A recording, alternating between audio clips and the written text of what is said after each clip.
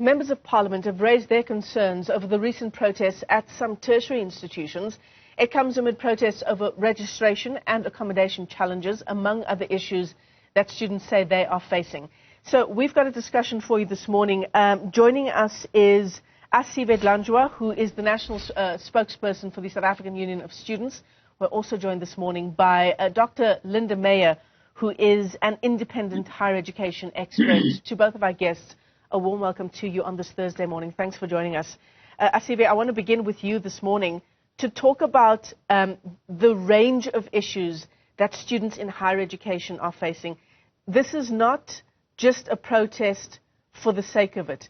These are issues that students have been struggling with for some time.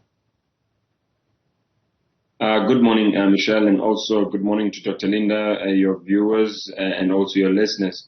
You're right. You are correct. I think, in fact, the protests are not merely there for the sake of protesting or because our students are bored or anything of that nature. The reality is that it's been very difficult for our students. There's been a range of issues that have plagued them. The first issues would have been around issues of admission and registration. The reality of the matter is that, firstly, there does not seem to be enough capacity within institutions of higher learning to be able to absorb all the students who would have indeed qualified to enter those institutions of higher learning.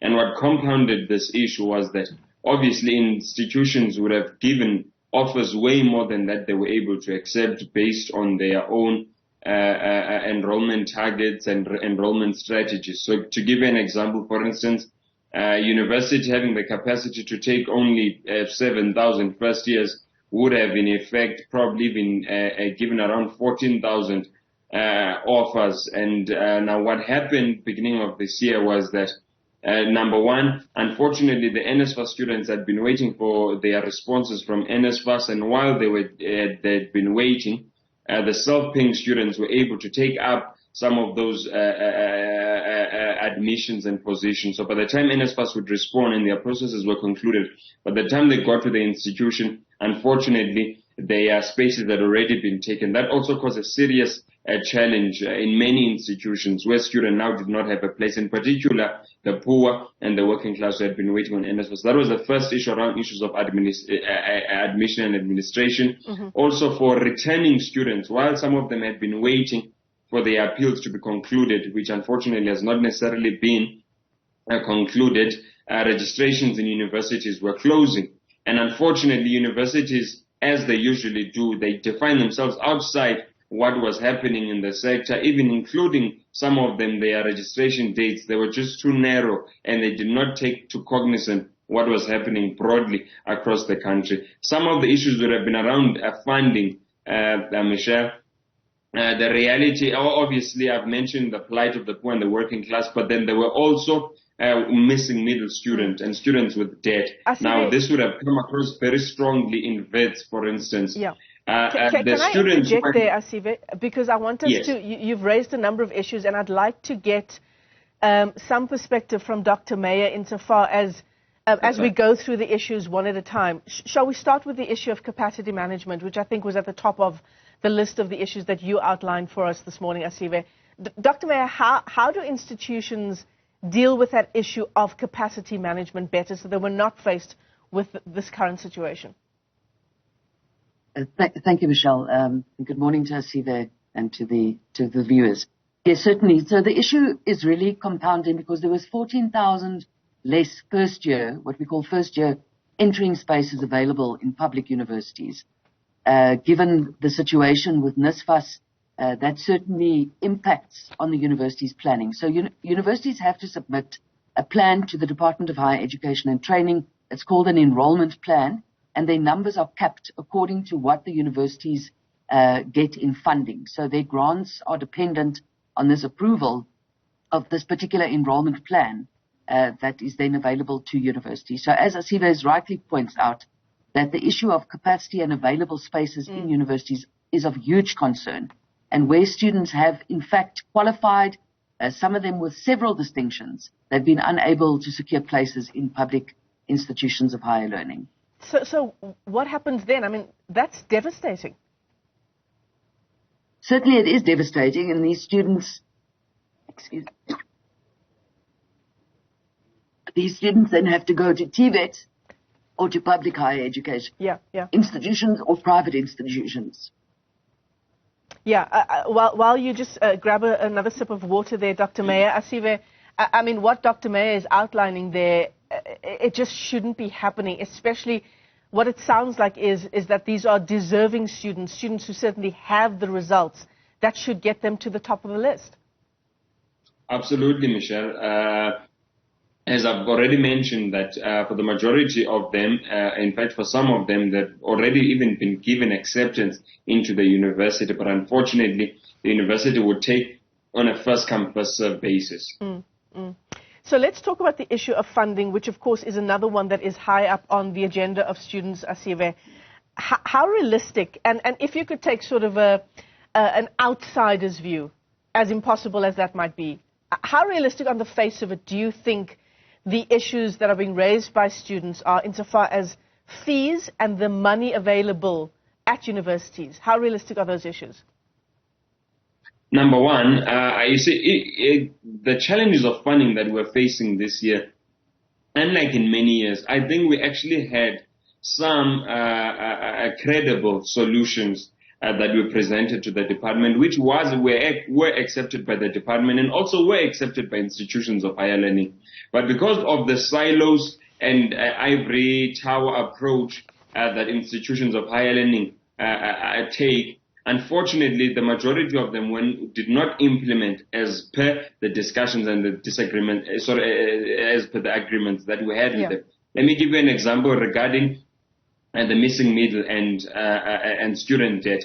The reality of the matter is that as things stand, there is not a solution yet that the state has to be able to deal and to address the issue of missing middle. We've got about 20% of students across the sector who are in fact missing middle. These are students that cannot be funded by the state, nor can they afford to pay their own way. So that's a lot of students out of 1.1 million students now in the university sector. Now, we then agreed with the department that while we wait for the conclusion of the solutions that some of them that are proposed in the MTT report, let us in the meantime admit these students and enroll them, because the majority of them, if not all of them, in fact all of them for that matter, and it will also give us an opportunity to deal with this issue where there's a confusion that some of the students that are protesting in fact don't qualify and they've been excluded and all of that.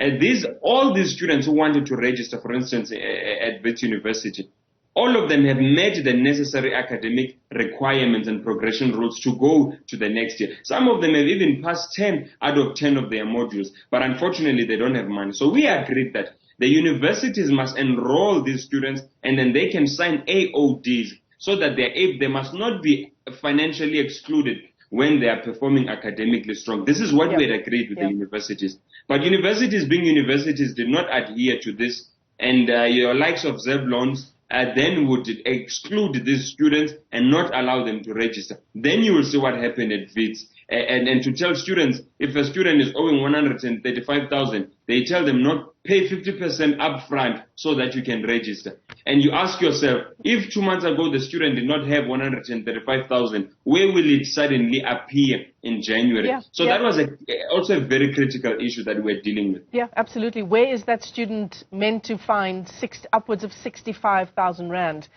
Dr. Linda Meyer, how do we address this issue of the missing middle? The issues that Asive has just outlined. We've heard so many stories of performing students who have the grades, some students who are even in their final year of their degree, now facing financial exclusion. Who needs to come to the party so we find a solution? The important issue is, obviously, this is not a new issue, it's a perennial issue. And Asive rightfully points out, there are complexities in the system that we need to get coherent solutions for. The first thing is student debt. Students owe upwards of 19 billion rand to universities. And we must understand that universities need to service this particular debt. So it takes away from their operating budgets. So government needs to come with a coherent solution to either have a government underwritten loan or they need to find the money to ensure that this outstanding balance is paid for students. As students in the missing middle category, 20% of our student population do not qualify for bank loans. Their families don't have security for them to get study loans. So the issue really is that we need to have a financial system, a mechanism where there are bursaries available, underwritten by government, and certainly that we holistically deal with the student debt once and for all. Otherwise, this will be a perennial issue that we'll see every year, where protests will underpin a very volatile system where we need the skills in the economy, and students are being excluded, as you pointed out, in their final year. This means that somebody really that the government and taxpayers have invested 3 or 4 years in is now unable to do that final year or their second final year before they are able to enter the labor economy. And we critically need those skills. Yeah, absolutely. Perennial issues, as you say. Asive, these are issues that we deal with year after year after year. For this current protest by students, what are the next steps? Number one, once again, I think let me use this opportunity firstly to say that this was also raised in the portfolio committee. We are very disappointed, Michelle. And I will say disappointed, but once again, these are things that really vice chancellors have been doing by the victimization of student leaders during these protests by universities. We have seen students that have been arrested, some of them from their residences. They were nowhere near a protest. Some of them had been engaging in peaceful protests, and they have been since arrested and suspended. We have long been saying to the institution to universities that this is not the manner in which they should be dealing with crisis and protests in the institutions, in particular when there has been no violence. Number one. Number two, we condemn very strongly the suspension of SRC president and SRC leaders across institutions of health. It's myopic, it's foolish, it's short-sighted. Because when you remove from the strike and the protest the people who have the credibility and the authority to lead the students, you leave room for thugs and for opportunists to take over those protests. Then we begin to see acts of violence, sporadic acts of violence. And you're obviously referring to Apiwe Mnyamana. Apologies for interrupting you there. The SRC president at Wits, who's now been suspended. Unfortunately, we're out of time for our discussion, but thank you to both of our guests for joining us this morning. Dr. Linda Meyer is an independent higher education expert, and we're in conversation as well with Asive Dlanjwa, who is the national spokesperson for the South African Union of Students. Thanks for joining us this morning.